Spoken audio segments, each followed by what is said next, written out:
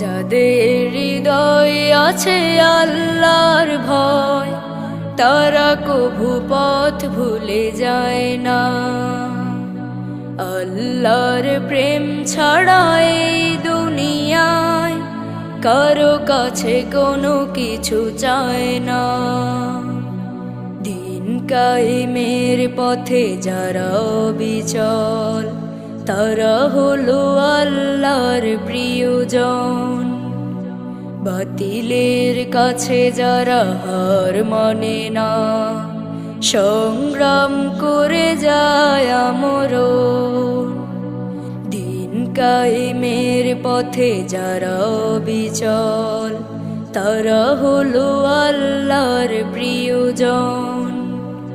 বাতিলের কাছে যারা হার মানে না, সংগ্রাম করে যায়।